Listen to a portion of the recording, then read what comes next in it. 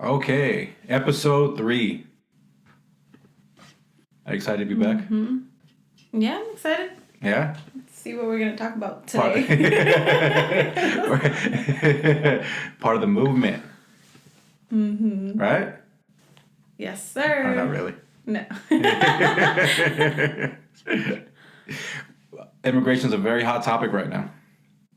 Oh, yeah. Yeah. Yeah. It has been. It has been, right? Yeah. I wanted to dive into something. Mm-hmm. Up until about maybe, up until the early 20th century, the U.S. had always allowed immigration.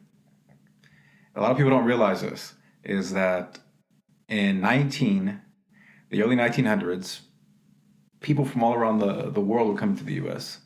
The gates were open, right? Mm-hmm. 1924 comes around. The U.S. decides that they no longer want immigrants. Certain immigrants. Okay. They don't want immigrants from Europe, certain parts of Europe, Russians. They don't want them. You know what they call them? What? Non-whites. Okay. They're not considered even whites. German. Eastern Europeans, Italians, Greeks. Oh, okay. All these different ethnicities that come from Europe. Okay. Didn't want them anymore. Isn't that nuts? That is crazy. Well, it's crazy to think about like what now it means to be non-white. Mm. Right? It's changed completely. Right, the definition. Yeah. They consider people from Latin America white. Who does? At the time, the United States government considered people from Latin America white. Oh, that's what it says? Yes. No, that's really different. So they had a quota. Okay. They called it was a part of they had a quota for all these nations. So only a certain amount of Russians can come in, a certain amount of Greeks come in, a certain amount of Italians can come in. Mm-hmm. They had a quota. That was it. They couldn't, no more, no less. They didn't include Latin America in that quota. So Latin Americans could come in all day and all night into the United States. Why? For labor, I would think. The U.S. saw Europe as an opposing force. If more Europeans came, they love the Europeans here from Ireland and England. Mm-hmm. They didn't want these other Europeans to come in and try to rule the U.S., take positions of power. Mm. And like then, another white person yes, take over. Okay.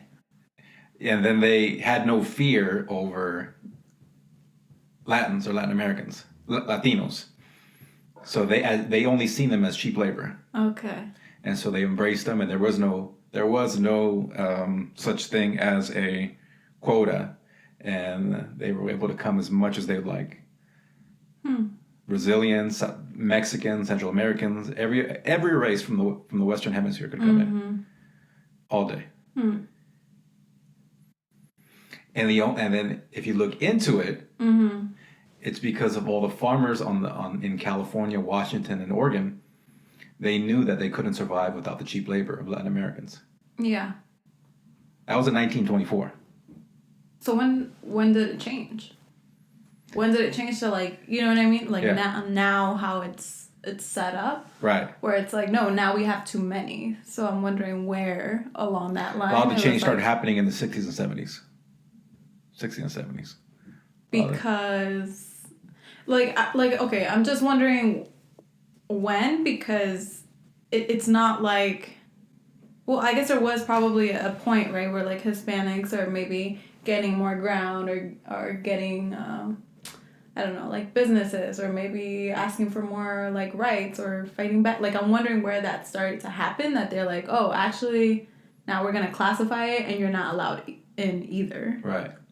So what happened was, a lot of people are not familiar with this. So they had this, Hispanics were coming in the country, being cheap labor for the country, building up the country, right? Mm-hmm. So that's in 1924. Yeah. Right? And so the economy was booming after World War I. Okay. Right? So they needed a lot of labor in this country. Right. Fast forward, 1929. Mm-hmm. What happens in 1929? The Great Depression. Okay. Right? America was in shambles. Yeah. All these Hispanics they had let in, all these Mexicans they had let in, who are living good lives here, they round them up because now America isn't so good.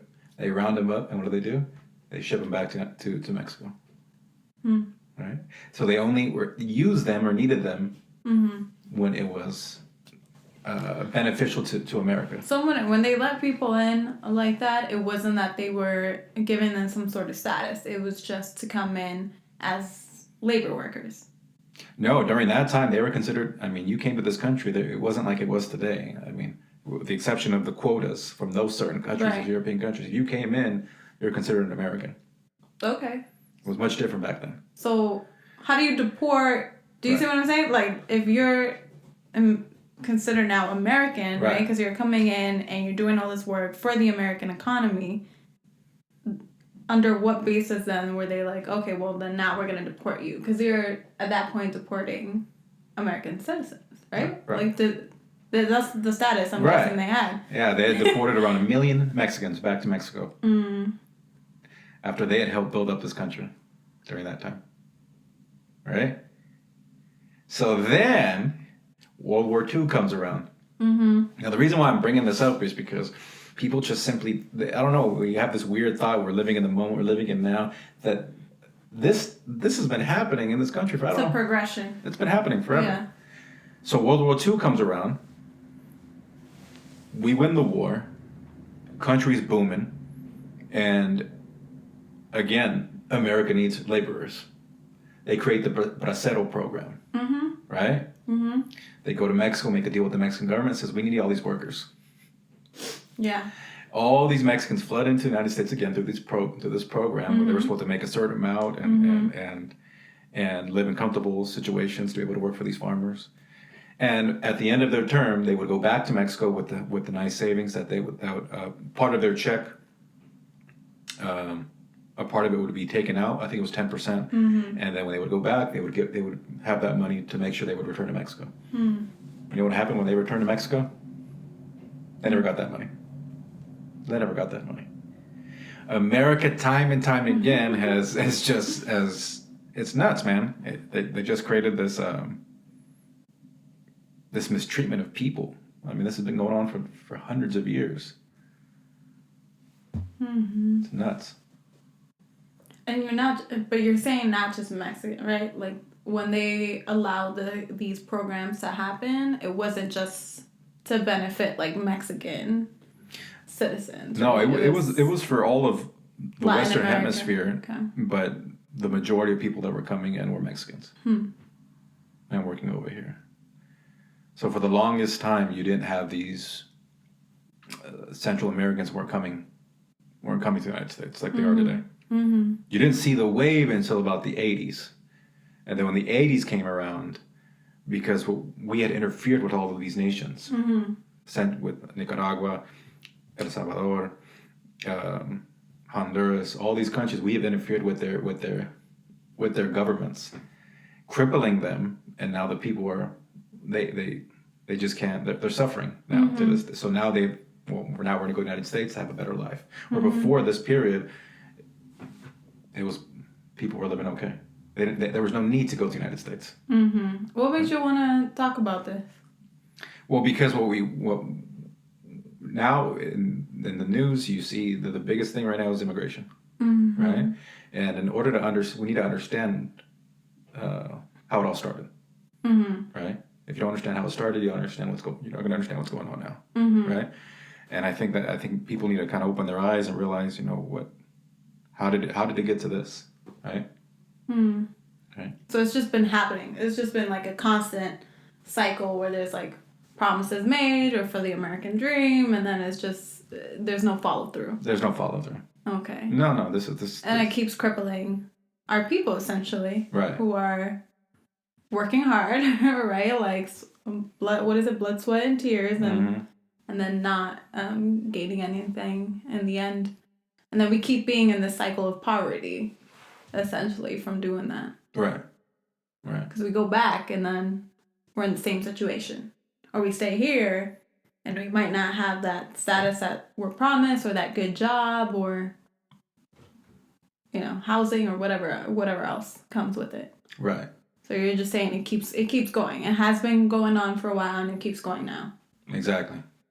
Yeah, it's never ended since these borders have been opening up. There were no borders before, and there was free opportunity for the people coming in. Mm-hmm. Right, and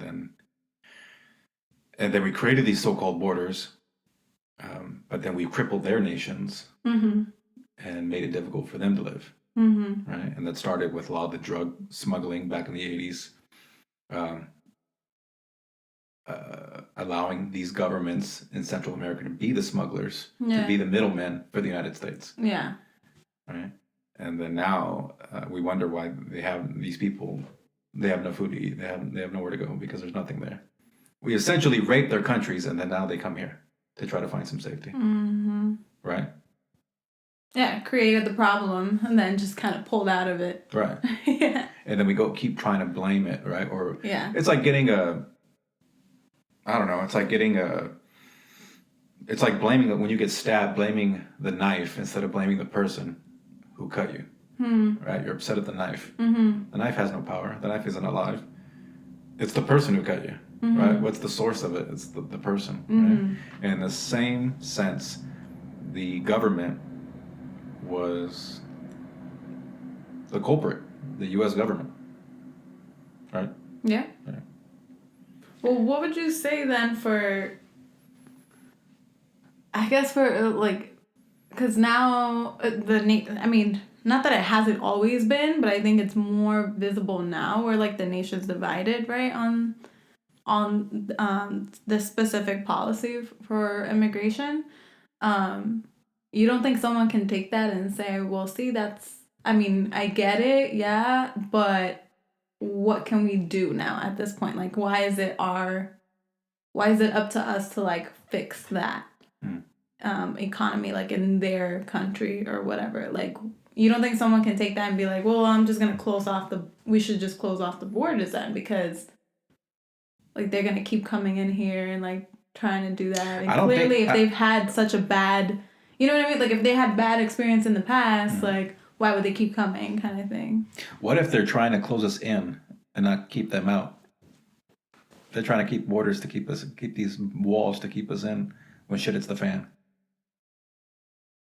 That's crazy.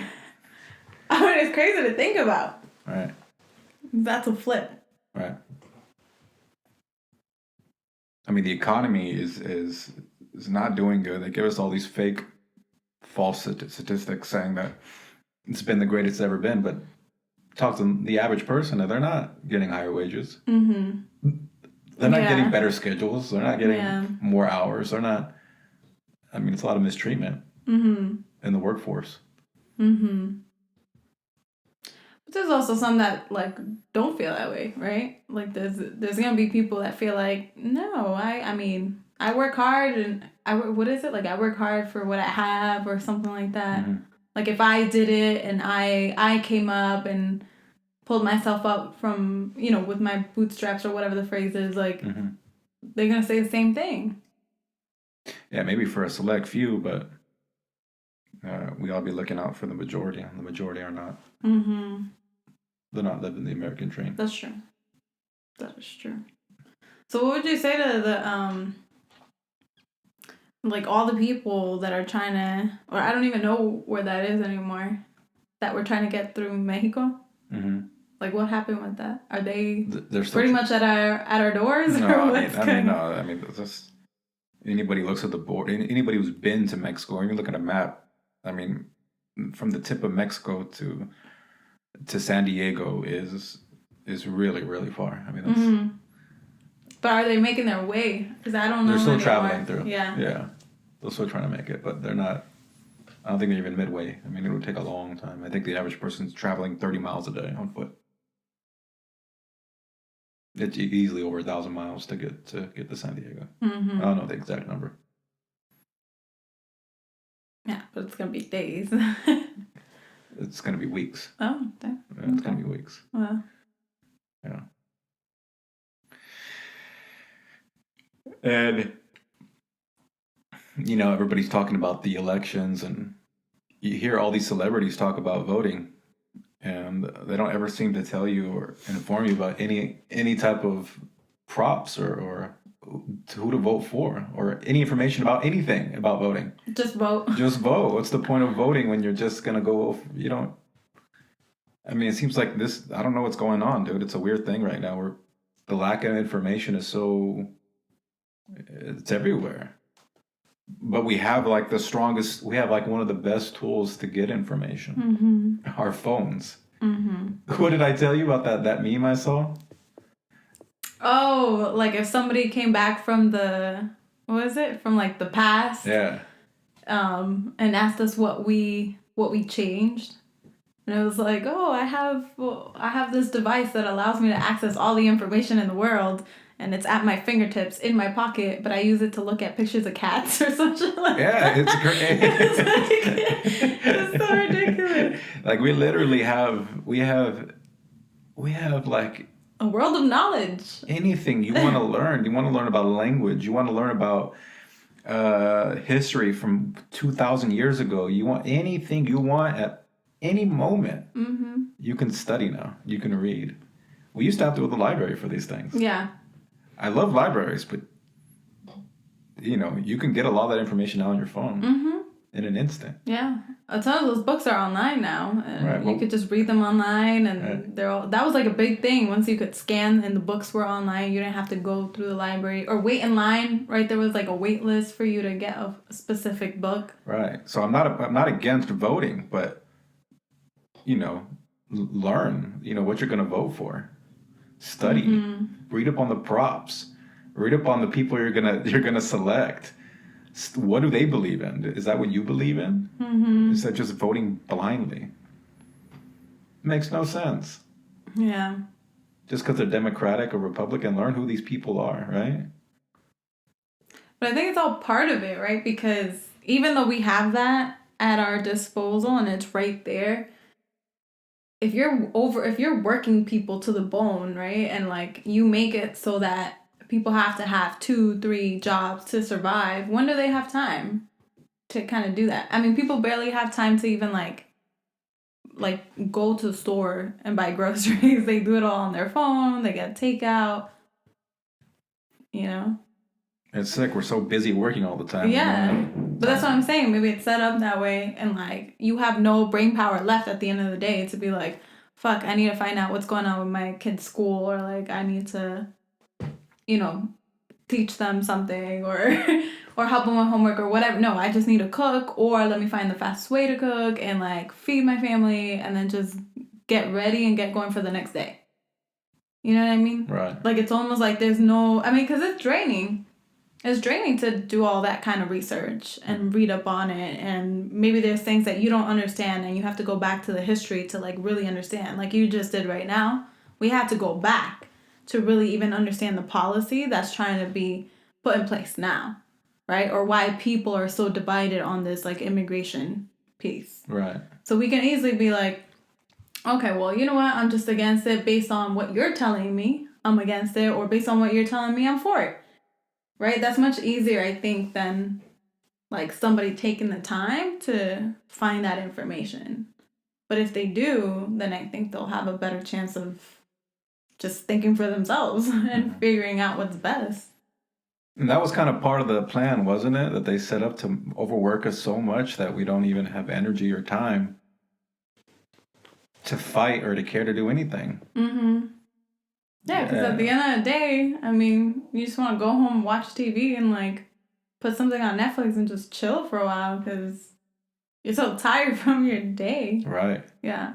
I don't think people will really start revolting or taking up arms until you can't even afford a meal to eat, right? You may be working all the time, you don't even have food to eat. And I think a lot of the armed struggle that happened that we saw in Cuba and other countries around the world was just like they didn't have enough food to eat. Mm-hmm. And once you get to that point, you got nothing to feed your child. Give me that gun, I'm fighting.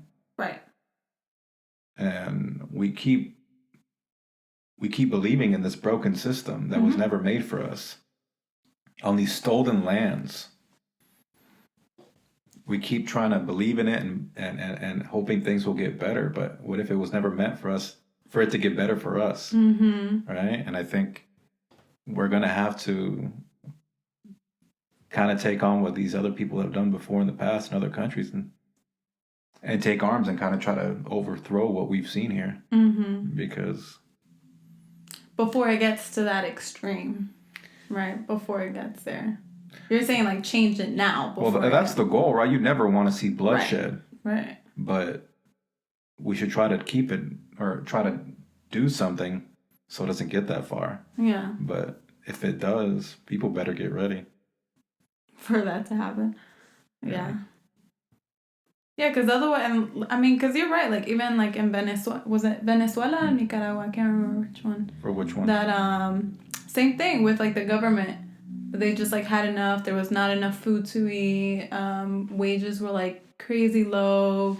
Even housing was really difficult. That they finally like, took to the streets and kind of took power back to the people. But that's essentially what has to happen, unfortunately, right? And like what keeps us, I think, in this constant cycle of like, well, things aren't so bad, or like they get bad, but then they get better, is just you having hope, like constantly having hope. Like how I told you the other day with that quote, it's like hope is just meant to, like, you're meant to give people a little bit of hope, but not that much that things will actually be different or change. And that's what keeps them here in this cycle and kind of running around, right? Like a rat race. Right. Yeah. Yeah. And that's what they want us. They want us to be in that, what's that thing when, not when you have a rat, but when you have, the guinea pig? The guinea pig. In the circle, in the wheel? Yeah. Running in the wheel? Yeah. And he thinks he's going somewhere, but he's never going anywhere. Yeah. And that's what they've been keeping us in that wheel mentally. Thinking there's freedom, thinking there's right, but there really isn't. Right. Like we say we stand for freedom, and it's in the, what is it? In the national anthem and all this, but like, so we actually have that? Right. We tend to think that compared to other countries we have it, but it's not. Right. We're not perfect. Like there's always room for growth, and I think that's the problem is we stop. We tend to stop at a certain point and say like, okay, we have it. No, we don't have it. Not everybody has it. Right. So like there's still opportunity to keep going, but there's a reason why we decided like this is where we're gonna stop. Okay, certain people have that freedom, so we're good. Mm-hmm. Yeah. Like how the hell does the government have the opportunity or not the opportunity? How do they have the right to take away so much money in taxes from you? Oh, you always hated that. Well, I had a job where I was previous job where I was getting paid $50,000 a year before taxes. After taxes, what I took home was $36,000. Right, that's what, 14,000? Yeah, 14,000. So $14,000 of my money that I worked for, the government took away. Mm-hmm.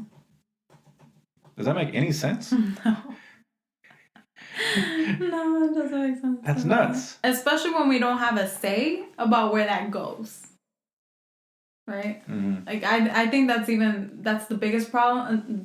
Not necessarily a problem, but I think that's the other biggest factor that, like, I just don't get why people are just okay with it. Like, oh yeah, well, it's taxes, or it goes to these programs, or it goes to this, or it goes to that. But, like, no one questions it. Like, I think a lot of people don't even know, like, where do your taxes go to? I don't think anyone's really asked that. No one's thinking. No one's thinking about anything. We're just so caught up with our work, providing for our families. Excuse me.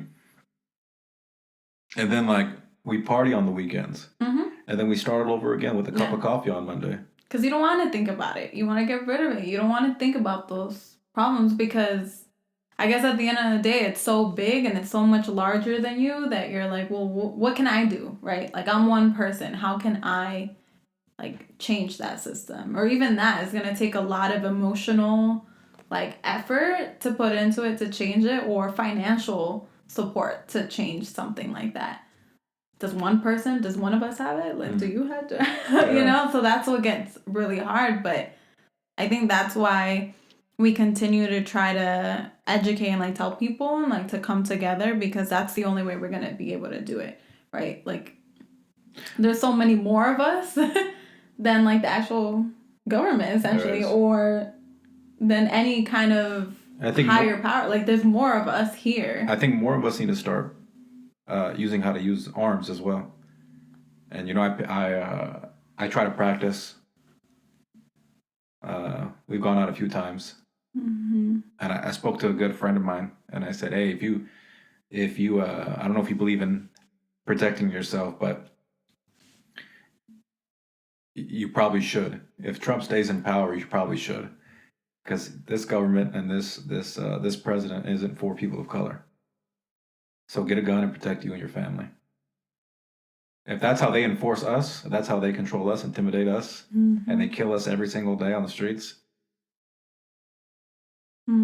yeah, I would recommend every single person out there to get an arm. What did we read about last time? A couple weeks ago about gun laws in California.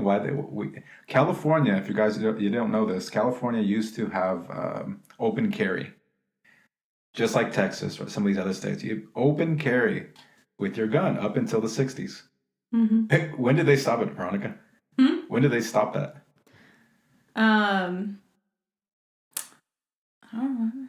I remember why, but I don't remember. No, what was the reason?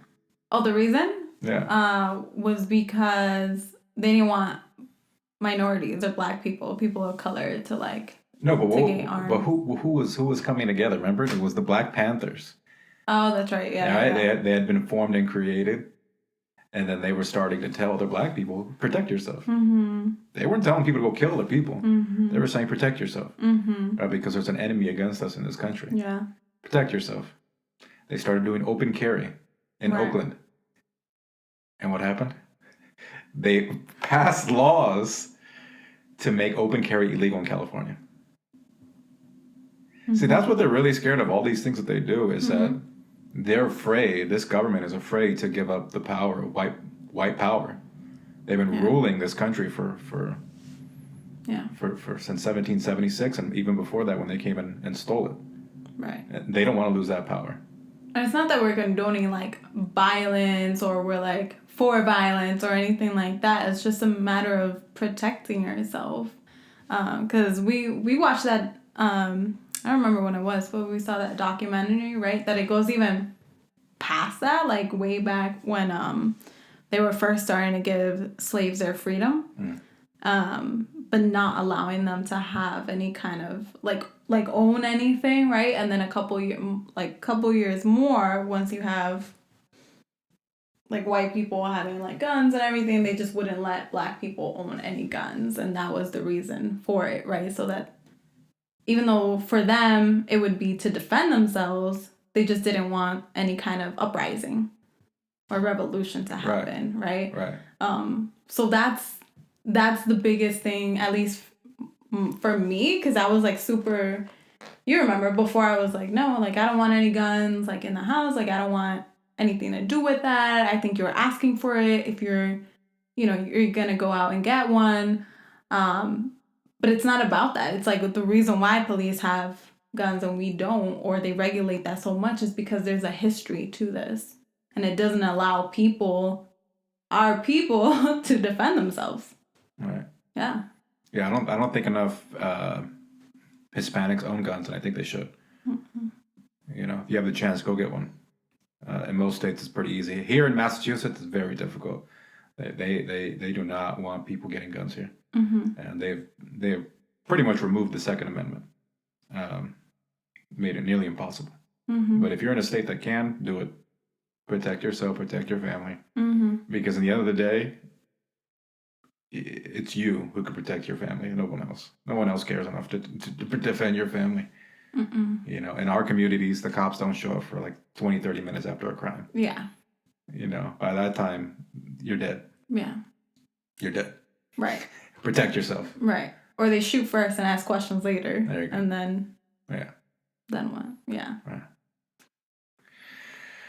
I think that's a good way to wrap that up. Wrap this episode. Get a gun. Get and practice. I think the biggest message it sounds like you're trying to get across is just having that knowledge, having that information. Because you start off with immigration and going back to like the Rosetta movement, and even before that, why this is such a huge topic, and even now so. And it just has to do a lot with power and who holds that power. Same thing with the guns, right? It's not so much about starting any kind of violence. It's more, where is this coming from? Know your history. And now when it comes to voting, it's the same thing. Like, do some research, find out what that history is. Is that really something that you want to support? And think for yourself. Good note to end on. See you guys later, and thanks for joining. Later.